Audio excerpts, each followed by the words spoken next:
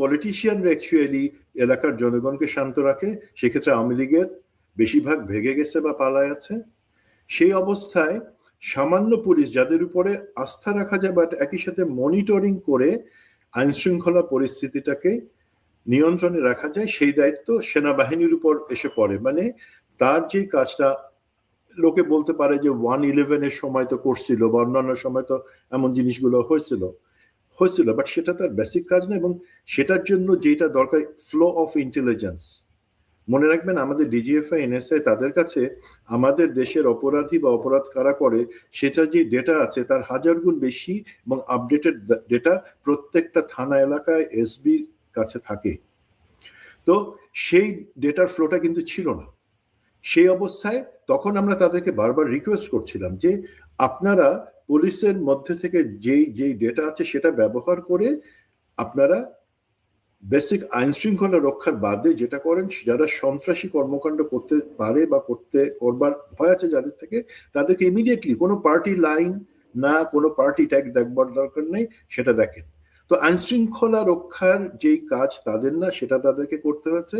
তারপর যখন ম্যাজিস্ট্রেসি পাওয়ার অনুযায়ী 3 মাস পর, 2.5 মাস পর থেকে তাদেরকে আসতে হলো, তখন যে জিনিসটা দেখা গেল যে একটা ডিলেমা, যে তার আগে শুধু তার আগের 15 বছর না, ইমিডিয়েট যেই 3টা সপ্তাহ যেখানে জনগণের উপরে নির্বিচারে গুলি চালানো হচ্ছে এবং আইন শৃঙ্খলা রক্ষাকারী বাহিনী এবং কিছু ক্ষেত্রে সেনাবাহিনী বা অন্যান্য বাহিনীর উপরও দোষ আসছে, এখন সেখানে তারা কতটুকু হার্ড বা কতটুকু সফট যাবে। দেশের মানুষের মনে তখন কিন্তু একটা দগদগা ক্ষত রয়ে গেছে যে আমার ভাইকে, আমার বোনকে তোমরা মারছো, তোমরা পঙ্গু করে দিছো আমাদের হাজার হাজার ভাই বোনকে।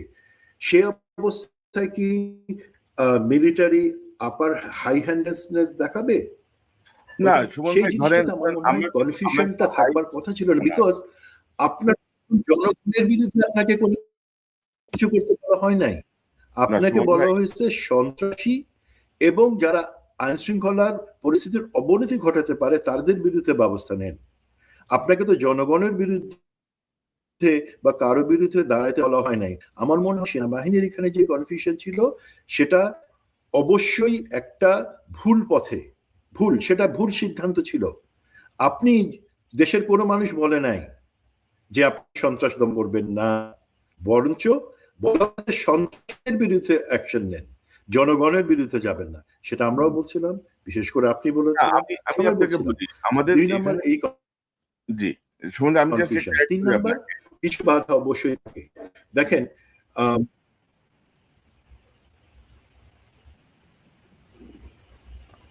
শুনুন, আপনার নেটের সমস্যা হচ্ছে। আমি যেটা আপনাকে বলতে চাচ্ছিলাম, ভাই মেবি আমার ইন্টারনেটের সমস্যা কিছু, যে আপনার ইন্টারনেটের সমস্যা হচ্ছে, এবং আমি যেটা বলতে চাচ্ছি যে সেনাবাহিনীর এক ধরনের নিস্পৃহতা ছিল, যেই জায়গাটা আমরা বারবার নক করার চেষ্টা করছি, যে মানে ম্যাজিস্ট্রেসি পাওয়ার নিয়ে যে ভূমিকা সেনাবাহিনী থাকার কথা ছিল, নট লাইকলি যে আপনি গুলি করে মারবেন, নট লাইকলি যে আপনি ধরেন নির্বাচন নিয়ন্ত্রণ করার জন্য কি সেনাবাহিনী ওরকম কোনো গুলি করতে হয়েছে, না ওরকম কোনো ভারী অস্ত্র ব্যবহার করতে হয়েছে, কিছুই করতে হয়নি। অর্থাৎ মানে জেনারেল আজিজ সেনাবাহিনীকে যে জায়গাটায় নামাই নিয়ে গেছিল, মানে জেনারেল আজিজ সেনাবাহিনীকে যে লজ্জার জায়গায় নামাই নিয়ে গেছিল, এই নির্বাচনের ভূমিকার মাধ্যমে সেনাবাহিনী, আমি মনে করি যে সেটা অলমোস্ট 70-80% রিকভার করতে পারছে। এটা হচ্ছে আমার কথা। আমি অন্যান্য প্রসঙ্গে যাবো সুমন ভাই, তার আগে ধরেন আপনি কথা শেষ করতে পারেন নাই, একটু শেষ করেন, আমরা অন্য প্রসঙ্গে যাব। জি, এখন আমরা ভিজিবলি যে জিনিসটা দেখছি যে নির্বাচনের সময় আইন শৃঙ্খলা রক্ষা, ভোট কেন্দ্রে যাতে গোলযোগ না হয় সেই জায়গাতে সেনাবাহিনীর তৎপরতা, সেটা আমরা দেখছি। বাট এর বাদে কিন্তু একটা বড় অ্যাচিভমেন্ট আছে, যেটা আমি যতটুকু জানি যদি আমি শেয়ার করি, সেটা হচ্ছে কি, দেখেন আমাদের নির্বাচনে এইবারে আপনি যদি গোলযোগ করেন, এখানে নির্বাচনে ইলেকশন ইঞ্জিনিয়ারিং এর একটা অভিযোগ আছে। কিছু কিছু ক্ষেত্রে তার সপক্ষে অনেক সত্যতা পাওয়া গেছে। বাট এর বাদে কিন্তু কেন্দ্র দখল করা, এক দলের লোক আর একটা ভোট কেন্দ্র দখল করে নিচ্ছে, সেখানে সিল মারতেছে, এই ধরনের কোনো একটা সিঙ্গেল ঘটনা হয় নাই, নির্বাচনের দিনে একটা সিঙ্গেল প্রাণহানি হয় নাই। এই যে অ্যাচিভমেন্টটা, সেটা কিন্তু শুধুমাত্র তৎপরতার জন্য হয় নাই, যে মাঠ পর্যায়ে তৎপরতা।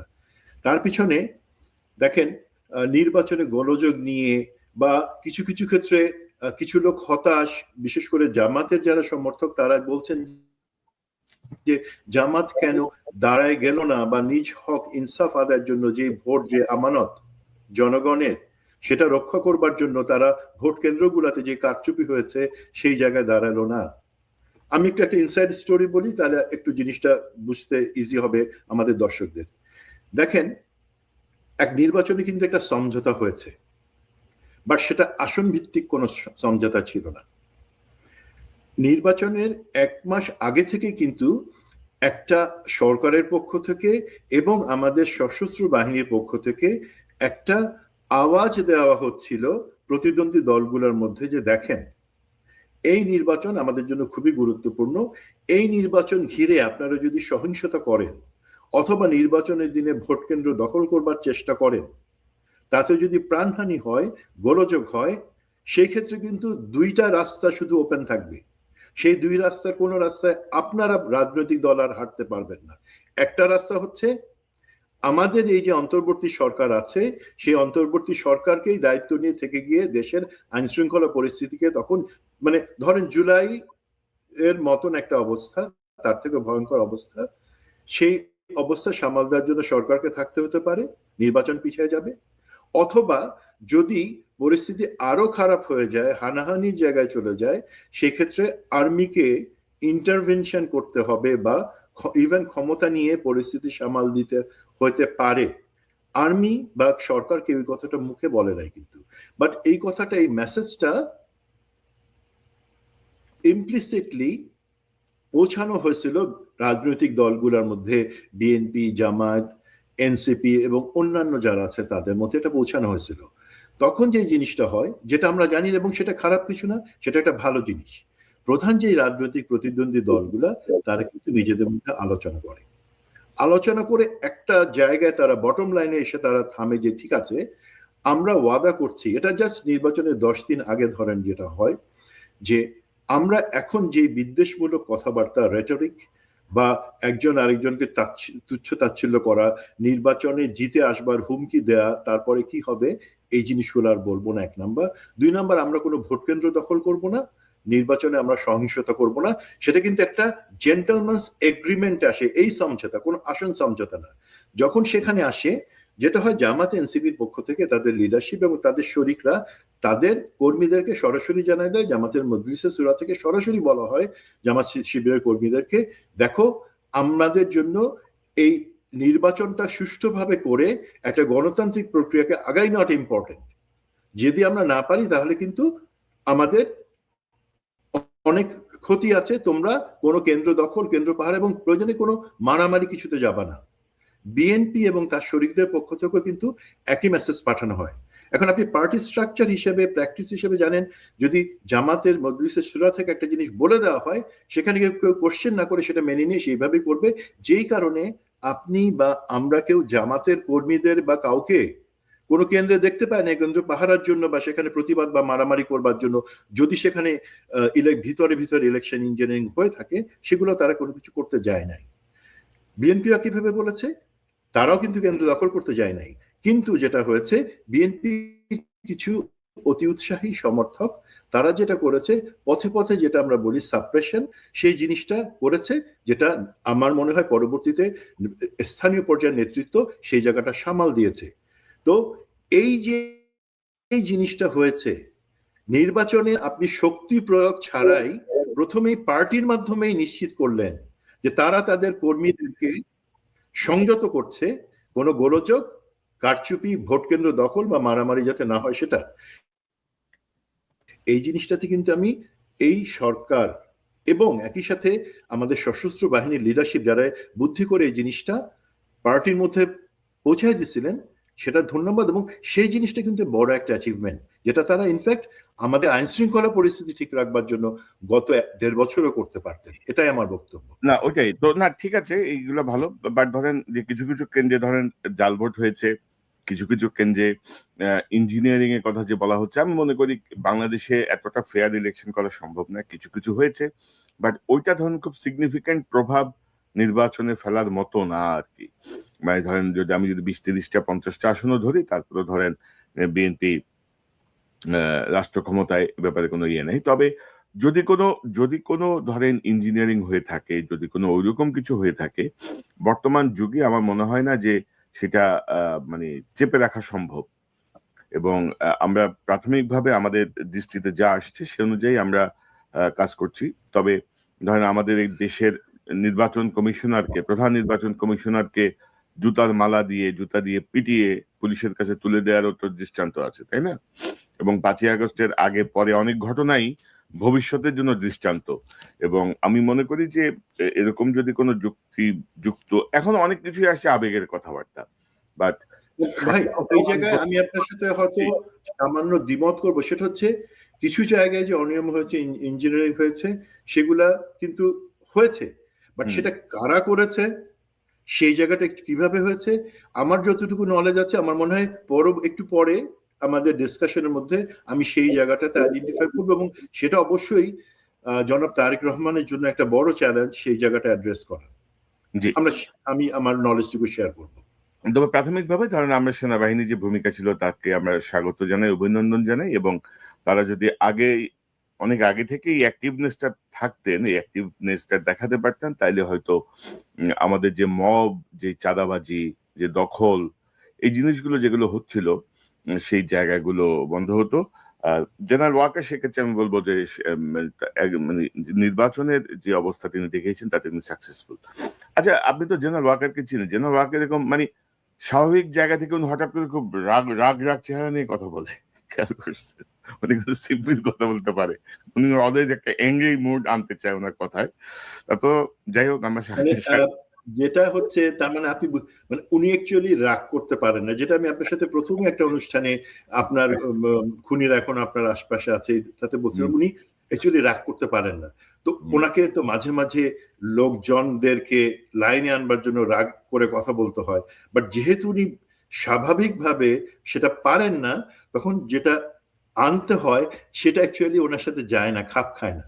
হঠাৎ করে মনে হয় উনি অভিনয় করতেছেন রাগে, চোখ মুখ খিচায়, মানে এক ধরনের একটা ভাব দেখাইতে চাই যে আমি খুবই আছে। যাই হোক, এই প্রসঙ্গে আমরা না যাই, আমরা অন্য প্রসঙ্গে যাই। ধরেন প্রধানমন্ত্রী হিসেবে তারেক রহমান, ধরেন তারেক রহমান সাহেবের একটা অনুষ্ঠানে মাহমুদুর রহমান সাহেব বলছিলেন যে আপনার কাজটা বাংলাদেশের অন্য যে কোনো প্রধানমন্ত্রীর চেয়ে কঠিন, কারণ তারেক রহমান যখনই প্রধানমন্ত্রীর চেয়ারে বসবেন তার সঙ্গে কম্পেয়ার করা হবে তার মা বেগম খালেদা জিয়াকে, তার বিভিন্ন কার্যক্রমের সঙ্গে তুলনা করা হবে শহীদ প্রেসিডেন্ট জিয়াউর রহমানের কার্যক্রমকে।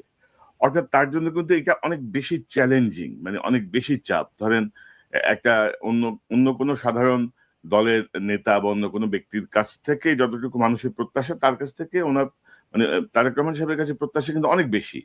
বিকজ তাদের সামনে দুইটা এক্সাম্পল আছে, একটা বেগম খালেদা জি, একটা প্রেসিডেন্ট জিয়াউর রহমান। তো সেই জায়গাটা থেকে আমার মনে হয় যে মানে ওনার যে জায়গাগুলো ক্ষমতায়, ওনার যে চ্যালেঞ্জ গুলো আছে, সেই জায়গাগুলো আমরা গুরুত্বপূর্ণ কয়েকটা পয়েন্ট নিয়ে একটু কথা বলতে চাই। ধরেন সুমন ভাই, আপনার সঙ্গে আমার প্রাথমিক কিছু কথা হচ্ছিল গত রাতে, যে ধরেন প্রথম যে জায়গাটা আমি মনে করি যে ধরেন তারেক রহমান সাহেবকে পীর সাহেব বানানো যাবে না আর কি, যে উনি পীর, উনি যা বলবেন, যেটা হাসিনার ক্ষেত্রে আমরা দেখছি যে না নেত্রী যা বলছে সেটাই কারেক্ট। এখানে যদি হয় যে না নেতা যা বলছে সেটাই কারেক্ট, উনি ভালো বুঝেন, উনি যা বলবেন সেটাই আইন, উনি যা আরে ভাই, উনি একটা সাধারণ মানুষ, ওনার কাছে ওহী নাযিল হয় না। মানে উনি ভুল করতে পারে, উনি ভুল সিদ্ধান্ত নিতে পারে, উনি ভুলভাবে ভাবতে পারে। অর্থাৎ ওনার আশেপাশের এমন মানুষজন দরকার যারা তাকে বলবে যে না স্যার এটা ভুল, ভাইয়া এটা ভুল, মাননীয় প্রধানমন্ত্রী এটা ভুল সিদ্ধান্ত, যেভাবেই বলেন। অর্থাৎ ওনার সামনে না বলা বা এটা যে ভুল বা এটা আরেকটু এইভাবেই দেখা যেতে পারে, এই ভীষণগুলো তুলে ধরার মতো লোকের খুব দরকার। অর্থাৎ ওনাকে যেন পীর সাহেব বানানো না হয়। আমার মনে হয় যে প্রধানমন্ত্রীতে এটা একটা সবচেয়ে বড় চ্যালেঞ্জ। এবং আমরা কিন্তু কিছু কিছু দেখছি, ধরেন আপনি দেখছেন যে গত মাসে ইলেকশনের আগে আগে বলা হলো যে তারেক রহমান প্রেসিডেন্ট ট্রাম্পের চেয়ে এগিয়ে, মানে ফেসবুকের র্যাঙ্কিং এ। প্রেসিডেন্ট ট্রাম্প ধরেন গত 6 বছর ধরে ফেসবুক ইউজই করে না, এই যে ধরেন এই যে সোশ্যাল ব্লেডে বলা হয়েছে তারেক রহমানের পজিশনে তো যেটা ট্রাম্পের থেকে 4 ধাপ আগানো, তো এই যে ধরেন একটা তেল মারার যে চেষ্টা, এবং আমি সর্বশেষ যে প্রেস কনফারেন্সটা হলো আমি একটু শোনাই আপনাকে। যে একটু অভয় দিলে বলি যে আপনাকে কোনো এই 200-র বেশি আসন পাওয়ার জন্য আপনাকে কোনো ইঞ্জিনিয়ারিং করতে হইলো কিনা। তো এই যে অভয় দিলে বলি, এই যে অভয় দিলে, আরে ভাই আপনি একটা সাংবাদিক, আপনি গেছেন প্রেস কনফারেন্স, এখানে ভয় অভয়ের কি আছে? আমরা বিশ্বের বিভিন্ন শক্তিশালী রাষ্ট্রের প্রেসিডেন্ট, প্রাইম মিনিস্টারের প্রেস কনফারেন্সে আমরা দেখি মানে প্রাইম মিনিস্টার, প্রেসিডেন্ট ক্ষিপ্ত হয়ে আছেন, কিন্তু সাংবাদিককে প্রশ্ন করার আগে জিজ্ঞেস করে যে অনুমতি দেন বলি, যদি অভয় দেন বলি। এটা ধরেন বিগিনিং অফ তেলবাজি আর কি, তেলের একটা সফট ভার্সন হচ্ছে এটা। তো এই জায়গাটা আপনি কিভাবে দেখেন? ওনাকে এই পীর হিসেবে আমরা দেখতে চাই না আর কি, আমরা নেতা হিসেবে দেখতে চাই। আমরা এই জায়গাটার জন্য কি করা যায়? এই তেলবাজ মানে আমাদের কিন্তু প্র্যাকটিস, কিন্তু এটা না দীর্ঘদিনের প্র্যাকটিস, যে আমরা তেল মারতে মারতে মারতে মারতে নিজের স্বার্থ সিদ্ধি করতে চাই রাষ্ট্র বা প্রধানমন্ত্রীর 12টা বাজিয়ে। তো সেই জায়গাটা আপনি আপনার কাছ থেকে একটু শুনে, এটা দিয়ে শুরু করে আরো কয়েকটা পয়েন্ট আছে সুমন ভাই। জি, এখন যারা এই কাজটা করে, যেমন খালেদ মহিউদ্দিনকে দেখালেন, ওনার যথেষ্ট কন্ট্রিবিউশন ছিল অনেক ব্যাপারে, বাট আমরা জানি উনি এবং তার মতো অনেক সাংবাদিক আছে, এবং হাসিনার আমলে আমরা এই ধরনের অনেক সাংবাদিককে দেখছি যারা এই ধরনের কথা বলে বা অ্যাপ্রোচ করে। এখন সমস্যা হলো আপনি তাদেরকে সংশোধন করতে পারবেন, এটা ওনাদের ডিএনএ তে আছে। তারা মনে করেন যে না, এইভাবে করে কিছু হয়তো সুবিধা বা করুণা পাওয়া যাবে। বাট জিনিসটা বুঝতে হবে যে জনাব তারেক রহমান যে শুধুমাত্র বাংলাদেশে এখানে পলিটিক্স করছেন তা না, উনি বেশ অনেকটা সময়, প্রায় 17 বছর একটা পশ্চিমা বিশ্বে ছিলেন। উনি অন্তত জানেন যে এই ধরনের অ্যাপ্রোচ যারা করে তাদেরকে অ্যাভয়েড করতে হবে। আমার বিশ্বাস উনি সেটা জানেন, বাট সমস্যাটা অন্য জায়গায় ভাই। ধরেন আপনি যে পীর বলতেছেন, আমি বলবো যে কাউকে মুজিব বানানো উচিত। মুজিবকে যেভাবে উঠাই পরে মানে আছাড় মারার জায়গায় ফেলে আসা হয়েছে, সেই জায়গায় কেউ যাতে না যায় সেটা। এখন এই জায়গার জন্য অ্যাকচুয়ালি যারা লিডারশিপ আছে বা যারা এই জায়গায় আছে তাদের খেয়াল রাখতে হবে যে তা আমাকে কেউ যাতে কালো চশমা না পরায় দেয়। আমার সামনে অনেক চ্যালেঞ্জ আছে, আমার সামনে দেশের অনেক জিনিস দেখতে হবে, অনেক সিদ্ধান্ত নিতে হবে, বাট আমাকে এই ধরনের তেলবাজ কিছু লোক তারা প্রথমেই চেষ্টা করবে, এবং তারা আমার আশপাশেই আছে, তারা আমার কাছে আছে, তারা আমার চোখে একটা কালো চশমা পরে আমাকে অন্ধ করে দেওয়ার চেষ্টা করবে। আমার বিশ্বাস জনাব তারেক রহমান এই জায়গা থেকে সরে আসতে পারবেন, এবং সেই জায়গায় যেই মানে সাইকোলজিক্যাল অ্যাপ্রোচটা দরকার সেটা হচ্ছে আমাকে কেউ যদি বস্তুনিষ্ঠভাবে সমালোচনা করে আমি সেটা গ্রহণ করবার জন্য তৈরি আছি। মনে আছে জনাব মাহমুদুর রহমানের যে প্রোগ্রামটার কথা আপনি বলছেন, যেখানে উনি কথাগুলো বলেছিলেন যে আপনি এত দীর্ঘ বছর বাইরে ছিলেন, আসল জিনিসটা আপনি জানেন না, আপনার কাছে আসলের বাইরের জিনিস বলা হয়েছে। তারপরে উনি যখন স্টেজে আসলেন, উনি কিন্তু তখন বলেছেন যে আপনার কথাটা, ওনার অ্যাপ্রোচটা ছিল আপনার কথাটা ঠিক, বাট আমি এর মধ্যে তথ্য দিয়েছি। পরবর্তীতে জনাব তারেক রহমান কিন্তু নিজে থেকে রিয়েলাইজ করেছেন যে মাহমুদুর রহমানের কথাটা অ্যাকচুয়ালি ছিল আমি তথ্য পেয়েছি কিনা সেটা ইম্পর্টেন্ট না, আমাকে যে তথ্যগুলো দেওয়া হয়েছে সেগুলো কি কেউ রঙিন চশমার ভিতর থেকে দিয়েছে নাকি প্রকৃত তথ্য আড়াল করে গেছে, দেশের গণমানুষের আকাঙ্ক্ষাটাকে আড়াল করে দিয়ে অন্য জিনিস আমাকে খাওয়ানোর চেষ্টা করা হয়েছে। আমার মনে হয় জনাব তারেক রহমান এই 1.5 মাস সময়ে এই জিনিসগুলা বুঝে ফেলছেন, আমি বিশ্বাস করি। বাট দেখা যাবে, আমাদের দায়িত্ব বুঝলে ভালো। পাশাপাশি ধরেন ওনাকে যে আমি গত পরশুদিন একটা অনুষ্ঠানে আমি নিজে বলছিলাম যে মানে ওনাকে তেল মারবে, ওনাকে খুশি করবে এই জাতীয় লোক মানুষজনের চেয়ে দেশের পক্ষে থেকে ওনার সঙ্গে তর্ক করবে ওরকম যোগ্যতা আছে, এবং দেশের পক্ষে থেকে ওনার সঙ্গে মানে স্ট্রেইট তর্ক করতে পারবে এরকম লোকজন ওনার আশেপাশে ওনার মন্ত্রী পরিষদে বসানো খুব দরকার। মন্ত্রী পরিষদ ঘোষণা হলেই আমরা আসলে বুঝতে পারবো যে আসলে কোন দিকে যাচ্ছে। যেমন ডক্টর একটা জিনিস বলি, আপনার সাথে আমি কথা বলতে চাই, একজন আমাকে বলছে, আমার বন্ধু, সে বলছে যে তুই ভবিষ্যৎ প্রধানমন্ত্রী জননেতা তারেক রহমান বলতেছিস না কেন? এখন ভাই উনি আজকে পর্যন্ত জনাব Tarek Rahman, plain and simple. এবার আমি তো বলতে পারবো না, আগামী দিনে প্রধানমন্ত্রীর দায়িত্ব নেন, আমি ওনাকে সেইভাবে অ্যাড্রেস করব।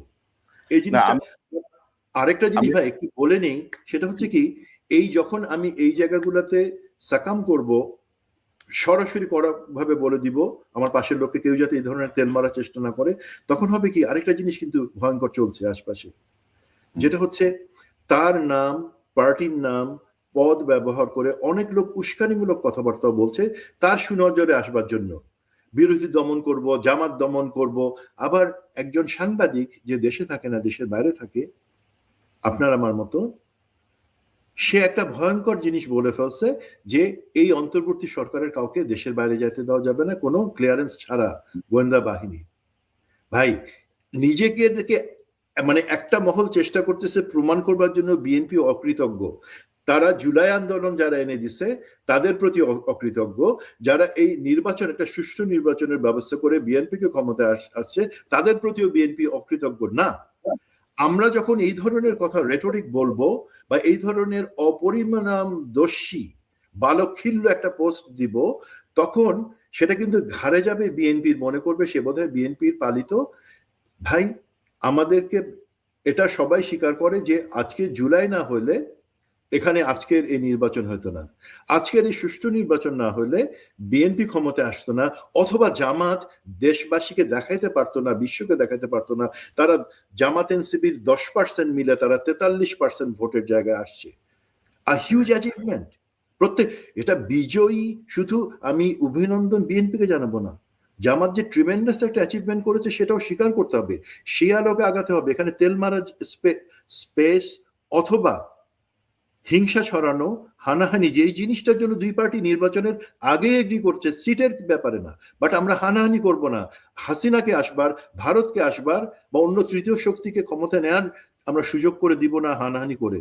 আরে ভাই, এই গণ্ড মূর্খ লোকজন যারা এই বিগ পিকচারটা দেখতে পারে না, তারা এখনো, তাদের মনে তো তুষ্টি আসে নাই যে আবনি মোহামেডান খেলা হয়ে গেল, মারামারি হইলো না, কি হলো, একটু মারামারির ব্যবস্থা করি। তার জনাব তারেক রহমানকে এই জায়গায় ওইটাই, এটা মানে তেলবাজদের ঠেকানো বা যোগ্য লোকদেরকে পজিশন দেওয়াটা ভেরি বড় চ্যালেঞ্জ। এবং আপনি যদি বলছিলেন, তারেক রহমান সাহেব কিন্তু নিজেই বলেছেন যে প্রথম যে সাংবাদিকদের সঙ্গে মত বিনিময় তিনি মাননীয় বলতেও মানা করেছেন। তো সেখানে আমাদের রক্তের মধ্যে তো তেল তেল প্রবহমান। এবং আপনি যদি লক্ষ্য করেন যে জনাব তারেক রহমান কিন্তু বেগম খালেদা জিয়া সম্পর্কে বেশ কয়েকবার তিনি যা বলেছেন, কোথাও সাবেক প্রধানমন্ত্রী, দেশনেত্রী, এটা সেটা কোনো বিশেষণে যান নাই। ম্যাক্সিমাম ক্ষেত্রে তিনি জাস্ট বলেছেন যে আমার মা মরহুমা বেগম খালেদা জিয়া। অর্থাৎ এগুলো কিন্তু ধরেন এক ধরনের এক্সাম্পল, মানে এগুলোর থেকে বুঝতে হবে, কারণ খালেদা জিয়া কে এটা এটা টাইটেল লাগে বিশেষণ দিয়ে বলতে হবে না। তারেক রহমানও আমরা চাই যে ভবিষ্যতে তারেক রহমানই মানে একটা ইয়েতে পৌঁছাক যে বিশেষণ লাগবে না, যে উনি দেশনায়ক। উনি দেশনায়ক শব্দটা ব্যবহার করা হইতো একটা সময় তার দলে, তিনি নিজেই এটা বন্ধ করছেন। তো যাই হোক, আমরা একটু ধরেন প্রথম চ্যালেঞ্জটা হচ্ছে যে তেলবাজদের প্রতিহত করা, পিততন্ত্র থেকে ওনাকে বের করে আনা, একটা নেতৃত্বের জায়গাটায় ওনাকে সহযোগিতা করা। এবং আমি যদি বলি দ্বিতীয় চ্যালেঞ্জের জায়গাটা কিন্তু খুবই জটিল, কিন্তু মানে এখানে আমি তিনটা প্রসঙ্গ আনতে চাই। একটা হচ্ছে ধরেন আওয়ামী লীগের পুনরুত্থান ঠেকানো, কারণ এবার কিন্তু ধরেন নির্বাচনে জাতীয় পার্টি নির্বাচনে অংশ নিয়েছে এবং তারা রংপুরেই বিধ্বস্ত হয়ে গেছে, একেবারে রংপুরেই। এটা কিন্তু জনগণের একটা মানে কি বল সিগন্যাল যে জাতীয় পার্টিকে তোমরা কিছু বলো নাই, মানে একটু একটু আলোচনায় থাকলেও কার্যকর ভাবে তাদেরকে কোনো বাধা দেয়া, নির্বাচনে নমিনেশন সাবমিট করতে বাধা দেয়া বা কোনো রকমের ঘটনা ঘটে নাই। কিন্তু জনগণ জাতীয় পার্টিকে যেভাবে বয়কট করছে, সেটা কিন্তু একটা সিগন্যাল যে আওয়ামী লীগের এই দোসরদেরকে এভাবে মানুষ এখনো বর্জন করছে। সো আওয়ামী লীগের পুনরুত্থান ঠেকানো, আওয়ামী লীগ এস্টাবলিশ করার জায়গাটায় বিএনপির এখন নেতৃত্ব তারেক রহমান সাহেব কিভাবে ভূমিকা নেবেন, সেটা একটা বড় ইস্যু। পাশাপাশি জুলাই সনদ বাস্তবায়ন, এটা নিয়ে ধরেন এখনই নানা রকমের তরং বরং কথাবার্তা বলতেছে অনেকে। প্লাস ভারতকে বিএনপি কিভাবে ট্রিট করবে এই মুহূর্তে। ধরেন প্রেস কনফারেন্সে দেখলাম যে তারেক রহমান সাহেব স্ট্রেট বলেছেন যে বাংলাদেশের স্বার্থ এবং বাংলাদেশের জনগণের স্বার্থের উপর ভারতের সাথে সম্পর্ক নির্ধারিত হবে, এবং অ্যাজ ওয়েল অ্যাজ সকল মানে চীন বলেন, পাকিস্তান বলেন, সবার সঙ্গে মিলে এই সম্পর্কটা হবে। তো এটা কিন্তু একটা অনেক বড় চ্যালেঞ্জ, একদিকে ভারত, একদিকে চীন, একদিকে পাকিস্তান, আবার পেছনে ধরেন আমেরিকা, আবার ওইদিকে ধরেন রাশিয়া। তো সব মিলিয়ে আপনি কিভাবে দেখেন? একটু একটু লম্বা হয়ে গেল বিষয়টা, যে ধরেন আওয়ামী লীগের পুনরুত্থান, ভারত প্রসঙ্গ এবং জুলাই সনদ বাস্তবায়ন। আপনি একটু সংক্ষেপে যদি বলেন, আমরা আর দুই একটা পয়েন্ট নিয়ে কথা বলবো। জি, আওয়ামী লীগের দেখেন, এই আগামী সরকারের কাছে একটা বড় চ্যালেঞ্জ হচ্ছে দেশে একটা জাতীয় ঐক্যমত্য তৈরি করা। যে ডিভিশনের মধ্যে বা বিভাজনের মধ্যে দেশকে গত 19টা বছর রেখে দেওয়া হয়েছিল, সেই জায়গা থেকে সরায় এসে দেশে একটা সবাই মিলে, জনগণ, পলিটিক্যাল পার্টি, বিভিন্ন স্টেক হোল্ডার্স সবাই মিলে দেশ গড়ার কাজে আগানো, এবং সেই জায়গায় কিন্তু ওনারা আগাচ্ছেন। এবং আমরা মাঝে মাঝে কিছু প্রশ্ন করছি, আমি দেখছি কিছু লোক ইমোশনাল হয়ে আমিরে জামায়াত জনাব শফিকুর রহমান সাহেবকে প্রশ্ন করছেন যে আপনি কেন পারলেন না, আপনি নো।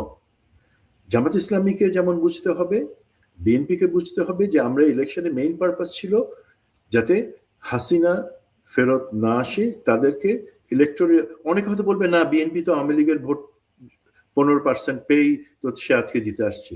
ক্যালকুলেশনটা ওইভাবে আসে নাই। আওয়ামী লীগ যদি ভোট দিয়ে থাকে, তাদের ইচ্ছা, তাদের মতন করে দিছে, কেউ ঘাড়ে বন্দুক রেখে তাদেরকে দিয়ে ভোট দেয় নাই। বাট বস্তুত এখন বুঝবার দায়িত্ব, জাতীয় ঐক্যমত যখন আমি তৈরি করব, সেই সাথে কি একটা প্রেশার আসতেছে যে আওয়ামী লীগকে ইনক্লুশন করা, তাদেরকে রাজনীতিতে ফেরত নিয়ে আসা। দেখেন, আওয়ামী লীগের কত পার্সেন্ট ভোট কোন পার্টি দেখেছে তার থেকে ইম্পর্টেন্ট হলো বিএনপির কিন্তু আমাদের যে 40% ভোটার যারা আছেন, তারা স্বভাবতই সবসময় ভারত বিরোধিতার জায়গা থেকে তাদের ভোটটা দেন, এবং সেটা নির্বাচনে সবসময় বিএনপির পক্ষেই আসে। এটাই বিএনপি যখন জিতে তার 30 বা 32% ভোটের সাথে সেই ভোটটা যখন অ্যাড হয়ে যায়, তখন সে জিতে। এটাই হয়ে আসছে। বাট এবারে শিফটটা, আমার থেকে ভালো বিএনপি যারা নির্বাচন পরিচালনা কমিটির সাথে ছিলেন, তারা কিন্তু বলতে পারেন এবং জানেন সত্যটা। এবারে এই যে সাইলেন্ট ভোটার্স, যারা কোনো পার্টির লাইনে কখনো ভোট দেন না, তারা দেখেন, বাট তাদের একটাই লাইন, সেটা হচ্ছে ভারত আমাদের দখলদারিত্ব করবে না আমাদের উপরে। সে ভোটটা মেজরিটি কিন্তু জামাত এনসিপির যে জোট সেখানে গেছে। সেই কারণে এই 10% থেকে তাদের ভোটটা 43% আসছে। এটা অস্বীকার করার কোনো উপায় নেই। তার মানে বৃহত্তর জনগোষ্ঠী তারা আওয়ামী লীগকে আর চায় না। আওয়ামী লীগের রাজনীতি, এবং অফিসিয়ালি কিন্তু আওয়ামী লীগের রাজনীতি বন্ধ আইনের মাধ্যমে। সেখানে আপনার পার্টির জনাব তারেক রহমান, আপনার পার্টির কিছু অতি উৎসাহী লোক কিভাবে আওয়ামী লীগের অফিস খুলে দেয় অনুষ্ঠান করে, সেখানে কিভাবে বলে যে আওয়ামী লীগ রাজনীতি করবে, সেখানে জামাত রাজনীতি করতে পারবে না। এগুলো ভয়ঙ্কর কথা। আমি জানি এগুলো আপনার পার্টি লাইনে বা আপনার দর্শন না, বাট এগুলো প্রথম থেকে চাপা দিতে হবে। বাট আওয়ামী লীগ ফেরত আসবে কি আসবে না, এটা যেমন আমাদের রাজনৈতিক দলগুলার একটা সদিচ্ছা এবং ঐক্যমত্যের ভিত্তিতে হবে এবং হয়েছে, যেমন জাতীয় পার্টি বিলীন হয়ে গেছে, এই ক্ষেত্রে কিন্তু আওয়ামী লীগের ক্ষেত্রে জিনিসটা এত সোজা না। ভারতের প্রেশারে জিনিসটা আছে। সুতরাং ভারতের জিনিসটা আসি, উনি যথার্থ বলেছেন যে বাংলাদেশের স্বার্থ অনুযায়ী আমরা আমাদের ফরেন পলিসি বা ভারতের সাথে আমাদের নীতি কি হবে সেটা দেখব। একই সাথে উনি নিশ্চয়ই জানেন যে ভারতের স্বার্থেই কিন্তু তাদের ফরেন পলিসিতে বাংলাদেশকে ডিল করবে। প্রত্যেক দেশ তার নিজস্ব স্বার্থেই সেটা করে। বাট যেই জিনিসটা ইম্পর্টেন্ট ভারতকে বুঝিয়ে দেওয়া, যে আমি জনাব তারেক রহমান অথবা বাংলাদেশ ন্যাশনালিস্ট পার্টি, আমরা পাওয়ারে আছি, তুমি শুধু আমাদেরকে বা আমাকে তুষ্ট করবার জন্য ভারত তোমার ফরেন পলিসি করো, যেখানে তুমি চাবা যে আওয়ামী লীগকে পুশ করবার জন্য দেশে আবার, সেটা হবে না।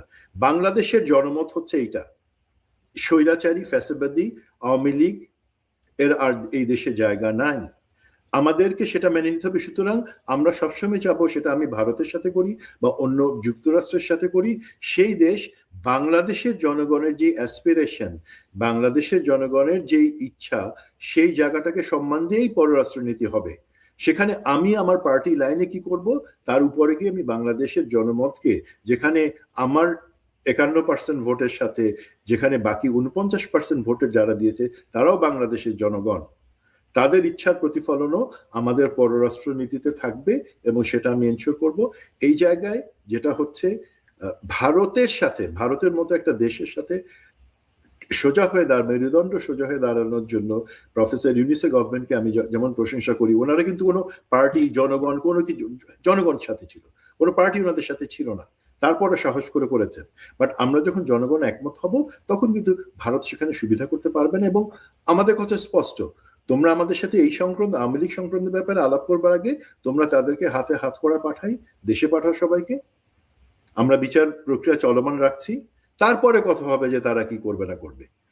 আর না, এখন নির্বাচিত হলেন, নির্বাচিত হওয়াটা তো বড় কথা না, টিকে থাকাটাও একটা বড় কথা। এবং ধরেন 17 মাস আগে যে জুলাই বিপ্লব, মানুষের মধ্যে যেই প্রতিক্রিয়া, মানুষের যেই প্রতিরোধ, সেই জায়গাটা আমার মনে হয় যে মানুষের মধ্যে এখনো স্মৃতিতে জলজল। তো যদি কোনো ব্যত্যয় ঘটে, আরেকটা অস্থিতিশীল পরিস্থিতি তৈরি হবে, এবং এটার মধ্যে ধরেন উস্কানি দেওয়ার জন্য, হাওয়া দেওয়ার জন্য লোকের অভাব নাই। কারণ আমরা আনসার লীগ দেখছি, আমরা অটো অটো কি বলে অটো চালকদের সংগঠনের আন্দোলন দেখছি, আমরা শিক্ষকদের নানা আন্দোলন দেখছি। সবকিছুর মধ্যেই ধরেন ছাত্রলীগ, যুবলীগের ঢুকে একটা অস্থিতিশীল পরিবেশ তৈরির চেষ্টা ছিল, যেটা ডক্টর ইউনূস সরকারের একটা অনেক বড় চ্যালেঞ্জ ছিল। প্রায় ধরেন প্রায় 1000 খানেক বিভিন্ন রকমের দাবি দেওয়ার আন্দোলন ঠেকাতে 944টা 944 জি। এবং এই সরকারের একটা বড় চ্যালেঞ্জ হচ্ছে যে জায়গাটা ধরেন নির্বাচনের আগে পরে যে বিষয়গুলো নিয়ে আলোচনা হয়েছে, যেমন ধরেন সংখ্যালঘুদের নিরাপত্তা। এবং আপনি যদি দেখেন যে হাসিনা পালিয়ে যাওয়ার পর থেকে সংখ্যালঘু ইস্যুটাকে ভারত বারবার ট্রাম্প কার্ড হিসেবে ব্যবহার করছে। বাংলাদেশের বিভিন্ন গ্রুপ থেকে এই ঘটনাটাকে সামনে নিয়ে আসা হয়েছে। যে বিষয়গুলো ছিল সিম্পল পলিটিক্যাল, হাসিনা পালায় যাওয়ার পরে এলাকায় ওই আওয়ামী লীগের সমর্থক যে হিন্দু ভদ্রলোক, তার সঙ্গে যে দ্বন্দ্ব, সেটাকেও সংখ্যালঘু নির্যাতন হিসেবে চালিয়ে দেওয়া হয়েছে। কিছু ঘটনা তো ঘটেছে 30-35টা, তো সেটাকেও অন্যভাবে পোর্ট্রেট করা হয়েছে। এবং আপনি জানেন যে 2001 সালে বিএনপি ক্ষমতায় আসার পরে সংখ্যালঘুদের উপরে একটা মানে কি বলবো নজিরবিহীন নির্যাতনের কিছু ঘটনা আমরা দেখেছি সংবাদপত্রে বা টেলিভিশনে। যদিও গত আওয়ামী লীগ একচেটিয়া বিএনপিকে দোষারোপ করলেও হাসিনা তার 16 বছর কিন্তু 2001-এর ঘটনা নিয়ে কোন রকমের তদন্ত বা কোন রকমের কিছু করে নাই। একটা গোপন তদন্ত হয়েছিল, সেখানে আওয়ামী লীগের লোকজনকে আসলে দোষারোপ করা হয়েছে। তো অর্থাৎ অন্যের নাক কেটে যাত্রাভঙ্গের যে প্র্যাকটিস দীর্ঘদিন ধরে সংখ্যালঘুদেরকে ব্যবহার করা, সেই জায়গাটায় বিএনপির সতর্কতার জায়গাটা কি হতে পারে সুমন ভাই? একটু সংক্ষেপে যদি একটু বলেন, তারপর আমরা আরেকটা প্রসঙ্গে যাব। সংখ্যালঘুর যেই ইনসিডেন্ট গুলো হয়, আনফরচুনেটলি আমি যতটুকু ভিতরের জিনিস জানি, সেই জিনিসগুলা প্ল্যান করা, সেটা এক্সিকিউট করার ক্ষেত্রে কিন্তু একটা স্বার্থান্বেষী মহল থাকে যারা আওয়ামী আশীর্বাদ পুষ্ট। দেখেন, আওয়ামী আমলে, শাসন আমলে তখন বাস পোড়ানো হয়, যেটা আওয়ামী লীগের নানক, মির্জা আজম এরাই পোড়ায় বিএনপির উপরে দোষটা চালায় দেয়। তেমনি ভাবে এই গত 18 মাসে আমরা যে কিছু দেখলাম, এই তত্ত্বাবধায়ক অন্তর্বর্তী সরকারের সময় সংখ্যালঘুদের উপরে কিছু নির্যাতন হয়েছে, যেটাকে সংখ্যালঘু নির্যাতন হিসেবে চালানোর চেষ্টা করা হয়েছে, বেসিক্যালি পলিটিক্যাল ছিল। বাট এইগুলাতে কিন্তু আমরা পরবর্তীতে বিভিন্ন যারা ক্ষতিগ্রস্ত, নির্যাতিত, তাদের যে জবানবন্দি আসছে, সেখানে মোর দ্যান 50%, মানে মেজরিটি ক্ষেত্রে দেখছি যে আওয়ামী লীগের বিভিন্ন লোক হয় সেটা করেছে, অথবা আওয়ামী লীগের বিভিন্ন লোক সেটা স্টেজ করেছে, নাটকটা সেভাবে। ওই পাশ থেকে শুভেন্দুর লোকজন আসছে পশ্চিমবঙ্গে, আর এই পাশ থেকে আওয়ামী লীগের লোকজন বর্ডারের কাছে, তাদেরকে বসে খাবার পাবি, খাবার দেবার কথা বলে নিয়ে গিয়ে, বাট সেটাকে ক্যামেরাতে বন্দি করা হয়েছে। সংখ্যালঘু নির্যাতনের কারণে তারা দেশান্তর হচ্ছে বা বর্ডার ক্রস করে চলে যাচ্ছে। তো মেনি অফ দ্য থিংস সেগুলা স্টেজড ছিল। তো বাট দিন শেষে স্টেজড হোক কি সত্যি হোক, সেগুলো তো আমাদের নিজেদের মধ্যে, জাতির মধ্যে আস্থা সংকট তৈরি করবে, বাইরের বিশ্বে আমাদের সম্পর্কে খারাপ ধারণা করবে। সুতরাং এক্ষেত্রে যেহেতু এখন একটা মেজরিটি নিয়ে 212 সিট নিয়ে বাংলাদেশ জাতীয়তাবাদী দল সরকার গঠনের জায়গা আসছে, সেই জায়গা থেকে তাদেরই সুযোগ আছে, সেটা তাদের কর্মী, মাঠ পর্যায়ে কর্মী লেভেল পর্যন্ত এই জিনিসটা নিশ্চিত করা যে কোনোভাবে, আপনারা দেখেছেন সন্দীপের ঘটনাটা, আমি এখানে বলতে চাচ্ছি না, তো বিন্দু মাত্র এমন কোনো ঘটনা না ঘটে, সেটা নির্বাচন সংশ্লিষ্ট হোক, রাজনৈতিক সংশ্লিষ্ট হোক, অথবা পারিবারিক হোক, সংখ্যালঘুদের নিরাপত্তা দেওয়ার মাধ্যমে আমরা কিন্তু সবাইকে বলতে পারবো যে যারা আমাদেরকে এই ব্যাপারে লেকচার দেয় তারা তাদের দেশে যে নির্যাতন চালায় আমরা সেই তুলনায় কখনোই কিছু করি না।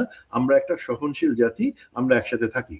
জামাতের দিক থেকে আমার কিন্তু সমস্যা নাই। দেখেন ভাই, জামাত বা এনসিপি এই আগস্ট পরবর্তী যখন একটা ভয় ছিল যে সংখ্যালঘুদের উপর নির্যাতন হবে, বিকজ তারা আওয়ামী লীগের হয়ে ভোট দিচ্ছে বেশিরভাগ সময়, মসজিদে থেকে বলে, কমিটি থেকে এই বাড়ি বাড়ি গিয়ে পাহারা দেওয়া, মন্দিরগুলোতে পাহারা দেওয়া, সেগুলো কিন্তু মোস্টলি জামাত ইসলামী লোকজনই করেছে, এনসিপির ছেলেপেলেরাই করেছে, সেই পাহারাগুলো দিয়েছে।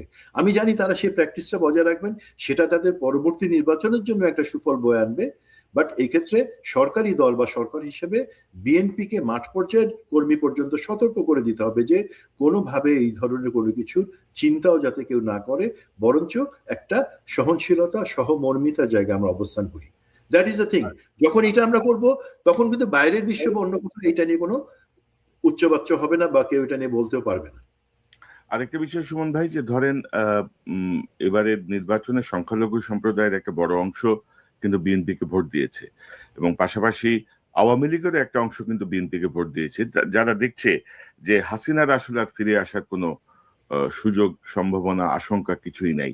কারণ হাসিনা যে বলছিল না, যে পালায় যাওয়ার পরে চট করে ঢুকে যাব আগামী 3 মাসের মধ্যে, নভেম্বরে, ডিসেম্বরে, মার্চে, এভাবে যে 2 মাস 3 মাস পর পর যে ডেট হচ্ছিল, 17 মাস পরে নির্বাচন হয়ে যাওয়ার সময় মানে আওয়ামী লীগ সমর্থক অনেক সাধারণ যারা আছেন তারা ধরেই নিছেন যে হাসিনা আর ফিরতেছে না, আওয়ামী লীগের অবস্থা আর ফিরছে না। তো তারাও অনেকে বিএনপিকে ভোট দিয়েছেন, কেউ কেউ জামাতকেও ভোট দিয়েছেন। তো তাদের ধরেন বহু নিরীহ লোক আছে, ধরেন আমরা তো রাঘব বোয়াল যা আছে সব তো পার করে দিছি আমরা, মানে অপরাধী চক্র আমরা রাষ্ট্রীয় ব্যবস্থাপনাতে অনেকটাই পার করে দিছি বলা চলে। এটার সঙ্গে আর্মি যুক্ত, এটার সঙ্গে অন্তর্বর্তী সরকারের উপদেষ্টারা যুক্ত। একজন উপদেষ্টার বাসায় তো এক সাবেক মন্ত্রী, মানে উপদেষ্টা না, মানে সরকারের এক প্রভাবশালী ব্যক্তির বাসায় এক উপদেষ্টাই ছিল দীর্ঘদিন, যার পরে সে আমেরিকায় চলে আসছে। তো এখন ধরেন মানে আওয়ামী লীগের এক শ্রেণীর সাধারণ সমর্থক যারা বিএনপিকে ভোট দিয়েছে, তার বিনিময়ে আওয়ামী লীগের রাজনীতি করার সুযোগ দিতে হবে, আওয়ামী লীগের অফিস খুলে দিতে হবে, ধানের শীষের নৌকা একই জিনিস। এই জায়গাগুলো নির্বাচনের আগে অনেক কথাই বলা হয়, কিন্তু নির্বাচনের পরে যদি এই প্র্যাকটিস শুরু হয়, আমার মনে হয় যে সেখান থেকেই তারেক রহমান সাহেবের সরকার বিপদে পড়া শুরু ভাই হবে। একটা কথা এখানে একটু বলে নিই, আপনাকে ইন্টারাপ্ট করি। অবশ্যই এটা আমরা আগেই বলছি যে এই জায়গাতে শক্ত অবস্থানে যেতে হবে, যে এটা জনগণের সাথে বেইমানি হিসাবে লোকে কনসিডার করবে, সেই জায়গা হবে না। আমার প্রেডিকশন কি, আমার অভিমত যেটা হচ্ছে, বিএনপি কিন্তু আওয়ামী লীগকে অ্যাকচুয়ালি আনবে না বা পুনর্বাসন করবে না। কেন করবে না জানেন? এই যে ধরেন বলা হচ্ছে 15% আওয়ামী লীগের ভোট, বিএনপির 35%-এর সাথে আওয়ামী লীগের 15% মিলে 50% ভোট পাইছে। বিএনপি যদি আওয়ামী লীগকে নিয়ে আসে, সে 15% আওয়ামী লীগের কাছে ফেরত যাবে। তো বিএনপি যদি আওয়ামী লীগকে আবার এস্টাবলিশ নাই করে দেশে, এই 15% তো বিএনপির হয়েই থাকবে। তারা জাতীয়তাবাদী আদর্শ হয়তো চলে যাবে আমি জানি না, বাট টেকনিক্যালি বিএনপির জন্য সুবিধাজনক অবস্থান হচ্ছে, ভাই আওয়ামী লীগ যতদিন না আসবে এই 15% ভোট আমার সাথে অ্যাড হবে। এইটা একটা চিন্তা হচ্ছে, এবং আমি মনে করি এই চিন্তা থেকেই আওয়ামী লীগকে সত্যিকার ভাবে পুনর্বাসন বাংলাদেশের রাজনীতিতে সেটা তারা করবে না। করতে পারে কি, আমরা যদি হতাশা, ভয়, হানাহানি তার মধ্যে চলে যাই, সেই সুযোগে কোনো না কোনো ভাবে আওয়ামী লীগের একটা অংশ আস্তে আস্তে দানা বাঁধার চেষ্টা করতে পারে। বাট আমার মনে হয় বর্তমান যে ব্যবস্থা বা যেভাবে সদিচ্ছা দেখতে পাচ্ছি আমি সরকারি এবং বিরোধী দলগুলোর মধ্যে, তারা ওই স্পেসটুকু আওয়ামী লীগকে আগামী 50 বছরও ইনশাল্লাহ দিবে না। না ওইটাই, পাশাপাশি ভাই আরেকটা গুরুত্বপূর্ণ বিষয় আমি যদি আপনাকে বলি, সেটা হচ্ছে আমাদের সুশীল সমাজ, মানে আওয়ামী সুশীল যারা, ধরেন 15 বছরে হাসিনার গুম খুনের সময় তারা টু শব্দ উচ্চারণ করে নাই, হাসিনার কোনো নির্যাতন নিপীড়ন নিয়ে টু শব্দ করে নাই, কিন্তু তারা ধরেন হাসিনার সুতার এখনো নাচে, কিছু হইলেই তারা ধরেন মাথায় কালো কাপড় বেঁধে, জাতীয় পতাকারে গলায় বেঁধে ধরেন ঝাঁপায় পড়তেছে, বিবৃতি দিচ্ছে, নানা রকম দিচ্ছে। এবং সুশীল মিডিয়ার ভিতরটা কিন্তু আমরা বারবার বলার পরেও কিন্তু ইউনূস সাহেব খেয়াল করেনি। ইউনূস সাহেব কিন্তু মিডিয়ার মধ্যে ফ্যাসিস্টদের যে দোষর তাদেরকে কিন্তু তিনি রিমুভ করার কোনো উদ্যোগ নেয় নাই। তারা মাথা নামাই ছিল, এখন আস্তে আস্তে মাথা তুলছে। বিএনপি যে স্ট্র্যাটেজিটা নিয়েছে, বিএনপি মনে করছে যে আমি ওই মিডিয়ার হেড অফ মিডিয়া বা কি বলবো এটাকে, চিফ নিউজ এডিটর বা হেড অফ নিউজ বা সিইও আমার লোক বসাই দিচ্ছি। তো আমার লোক বসাই দিলে ভাই আপনি যতদিন আছেন ততদিন আপনার জায়গায় তারা একটা সাপোর্ট পাবেন। কিন্তু আপনিও তো ভাই মানে কি বলবো, সারা জীবনের চুক্তিতে তো আসেন নাই ক্ষমতায়, তাই না? একটা নির্দিষ্ট সময়ের জন্য আসছেন।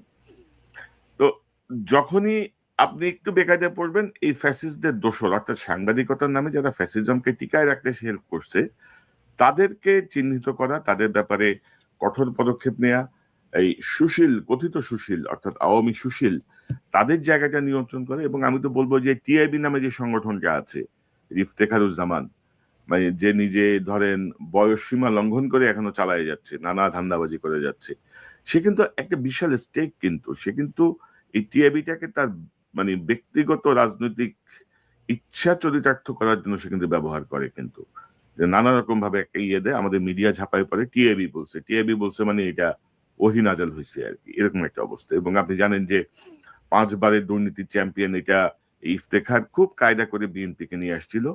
এবং আওয়ামী লীগের 17 বছরের এই যে করাপশন, এই যে ব্যাপক লুটপাট, এগুলো কিন্তু টিআইবি ওইভাবে ওভারলুক করে গেছে। তো এই যে মিডিয়ার ফ্যাসিস্টদের নিয়ন্ত্রণ, আহ আহ আওয়ামী সুশীল, কথিত সুশীল সমাজ নিয়ন্ত্রণ, বা এই টিআইবি টাইপ আরো কয়েকটা সংগঠন আছে, এগুলোকে কিভাবে কি করা যেতে পারে, আপনার পর্যবেক্ষণ কি? আমার মনে হয় আপনি যেহেতু একজন সাংবাদিক হয়েই, মিডিয়ার একজন ব্যক্তিত্ব হয়েই কথাটা বললেন, এই জিনিসটা যদি চালু থাকে, আমার গানে দেখেন মুন্নি সাহা, জয়ী মামুন, তারপরে ওই যে দুইজন প্রখ্যাত সাংবাদিক নেতা যারা বাংলাদেশের অনেক ক্ষতি করেছেন, আমার নামটা মনে পড়তেছে না, বুলবুল আর কে, দেখেন তারা কিন্তু সব মাহফিলে যায়, সব সভা সমাবেশে, পার্টিতে যায়, ভালো আসনটাতে গিয়ে বসে। আমি সাংবাদিক মহল থেকে কিন্তু দেখি না। এখন সাংবাদিক মহল, যেমন আমি ব্যক্তিগতভাবে মনে করি যে না, সেনাবাহিনীকে যেহেতু আমি ভালোবাসি, তার ব্যাপারে দুর্নাম না আসুক, সেই জন্য আমি কিছু কিছু জায়গায় তার দোষের কথাটা বলে দেই যাতে সে সংশোধিত হয়। তেমনি ভাবে সাংবাদিক মহল থেকে সেই জিনিসটা এতদিন ছিল না, বাট আপনি বলছেন, আমার বিশ্বাস তারা সেই জিনিসটা করবেন। এবং আমাদের যে সুশীলের যে জায়গাটা, আমার মনে হয় সুশীলের যে ডেফিনেশন আছে সেটা ক্রস করে পার্টি লাইনে তারা সবসময় চলে আসে। এই জায়গাটা একটা সরকারকে মনে রাখতে হবে যে আমাকে ভুল পথে গাইড করার জন্য এই ধরনের সুশীল বা এই ধরনের এনজিও গুলো যথেষ্ট। আমি তাদেরকে লাইনে আনবার জন্য স্পেসিফিক যে এই রিলেটেড যে মন্ত্রণালয় আছে তাদেরকে বলবো যে তারা এই ক্ষেত্রে তাদের চার্টার অফ ডিউটি আছে, সেটা তাদেরকে বারে বারে মনে করা দাও এবং সেই লাইনে রাখা। এখানে আমি বিস্তৃত যাচ্ছি না ভাই, আমার কাছে অ্যাকচুয়ালি প্রোগ্রাম যেহেতু বেশি সময় হয়ে যাচ্ছে, আমার কাছে বিএনপির জন্য, ভবিষ্যৎ সরকারের জন্য যে দুইটা চ্যালেঞ্জ আমার কাছে মনে হচ্ছে যে আরো আছে, আমি একটু যদি বলি। আপনি দুর্নীতির কথা বললেন, এবং আমরা জানি যে অর্থনীতি অ্যাকচুয়ালি, আমরা প্রফেসর ইউনূসের সরকার কোনোভাবে সেটাকে তলানিতে যাওয়ার থেকে ঠেকায় রাখতে পারছেন তাদের কানেকশন বা একটা উদ্যোগ নিয়ে। বাট সেই জায়গাতে আমাদের অর্থনীতির অবস্থা ভালো না ভাই।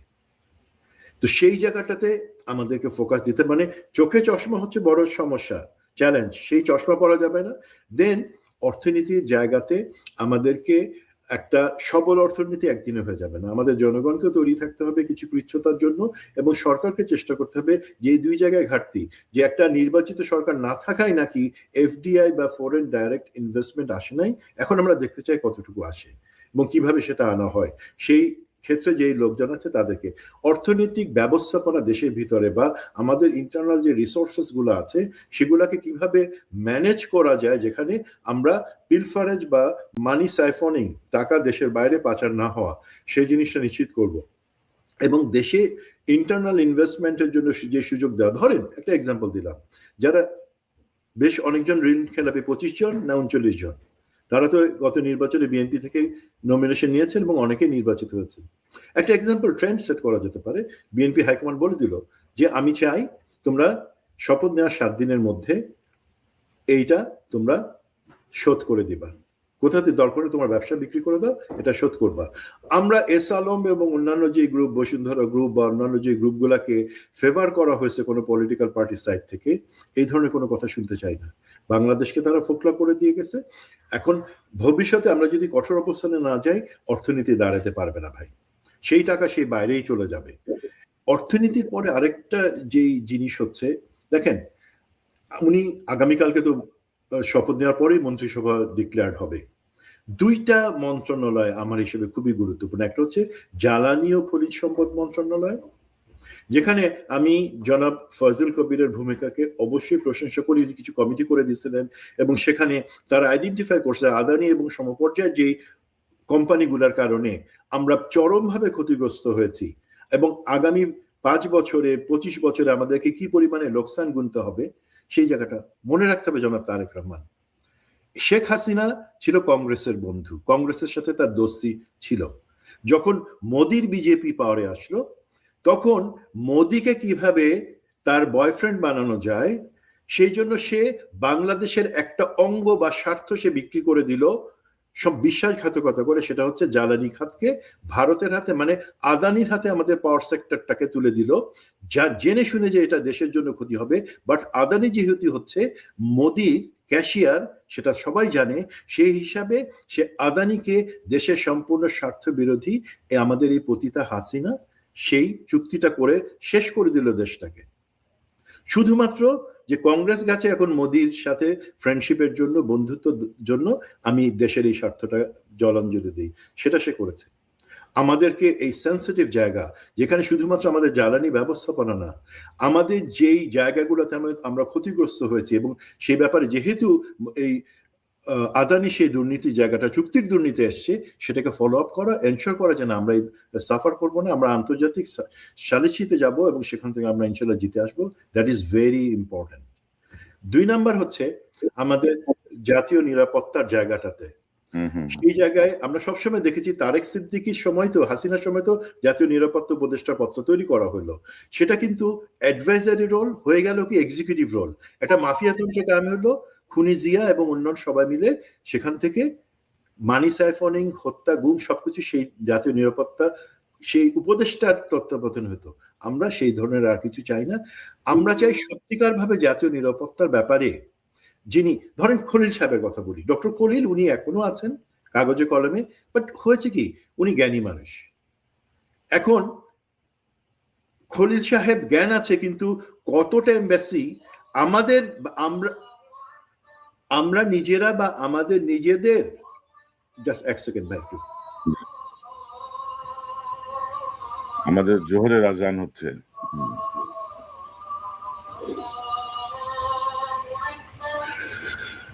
ভাই তো দেখা গেল কি আমাদের লেভেলে ইভেন আমরা, আমার মনে হয় 50টা দেশের কূটনীতিকের সাথে, রাষ্ট্রদূতদের সাথে আমরা কানেক্টেড থাকি।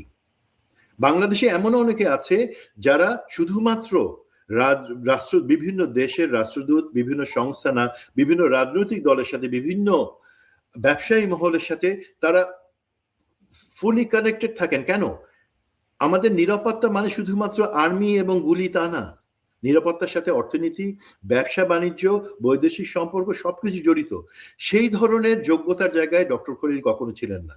উনি যে কানেকশনগুলো বা স্টেট ডিপার্টমেন্ট বা অন্যান্য জায়গায় ওনার অ্যাকসেপ্টেন্স, সেটা প্রফেসর ইউনুসের কারণে। Professor doctor Khalil is merely A face. Actually উনি যেহেতু প্রফেসর ইউনুসকে রিপ্রেজেন্ট করছেন, সেহেতু ওনাকে লোকে ভ্যালু দিত। এখন আমি একটা জিনিস বলি, ওনার থেকে যোগ্য লোক আছে আলহামদুলিল্লাহ।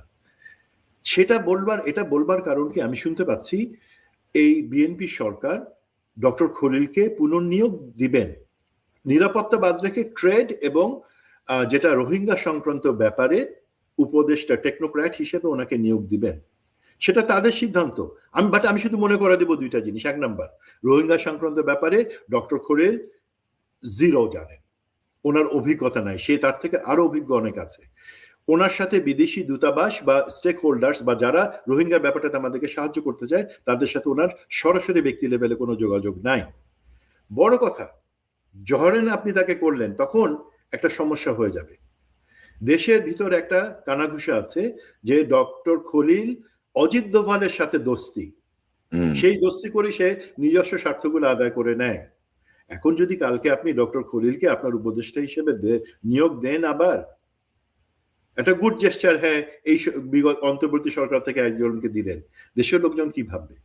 দেশের লোকজন মনে করবে নির্বাচনের আগে যদি কোনো ষড়যন্ত্র হয়ে থাকে বিএনপিকে ক্ষমতায় আনবার জন্য, তাহলে বোধহয় ডক্টর খলিল অজিত দোভালের সাথে মিলে সেই ষড়যন্ত্র বাস্তবায়ন করছে বলে তাকে পুরস্কার হিসেবে এখানে দেওয়া হচ্ছে।